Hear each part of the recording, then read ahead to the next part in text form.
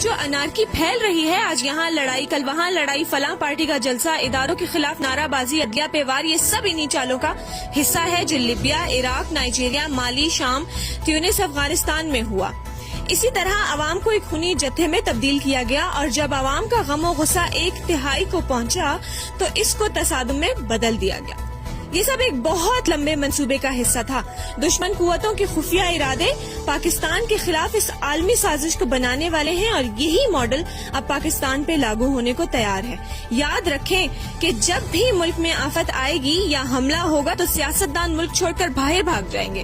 ملک میں جو 230 خاندان ہیں جن کے بچوں کے پاس 5 سال کے ملٹیپل ویزا لگے ہوئے ہیں، وہ بھی ملک سے نکل جائیں گے۔ اب پیچھے بچیں گے میں، آپ اور ہماری طرح کے upper middle class, lower middle class, اور وہ لوگ جو غربت کی لکیر کے اوپر یا نیچے رہ رہے۔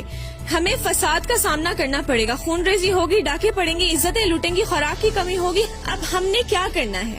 سب سے پہلے تو کسی بھی قسم کی انتشار کی پوسٹ نہ پھیلائیں۔ یاد رکھیں میڈیا اس 5th جنریشن وار کا سب سے اہم ہتھیار ہے، اس لیے کسی بھی خبر پر اندھا دھند یقین نہ کریں، نہ ہی آگے شیئر کریں۔ کسی بھی جگہ انتشار کی کیفیت پیدا ہوتی دیکھیں تو کوشش کریں لوگوں کو سمجھائیں کہ ریاستی اداروں کے خلاف بالکل بھی کوئی سوشل میڈیا پوسٹ نہ کریں، اس سے آپ دشمن کے براہ راست دستے راست بن جائیں گے۔ ہمیں اپنی سیکیورٹی اداروں پر تنقید کرنے سے گریز کرنا چاہیے، اور ان کا مورل ڈاؤن کرنے والا کوئی کام نہیں کرنا چاہیے، کیونکہ یہی ہماری سلامتی کی ضمانت ہے۔ کل جو لوگ سیکیورٹی اداروں پر تنقید کرتے تھے آج تعریفیں کر رہے ہیں، اور کل جو ان کی تعریفیں کر رہے تھے آج ان پر تنقید کر رہے ہیں۔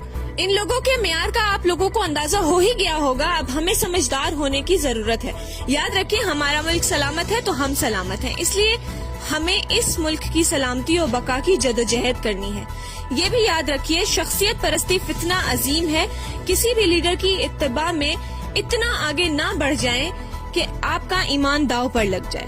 یاد رہے کہ پیارا ملک ہے تو ہم ہیں، ہماری شناخت ہے۔ اللہ تعالیٰ آپ کا پاکستان کا حامی و ناصر رہے، آمین۔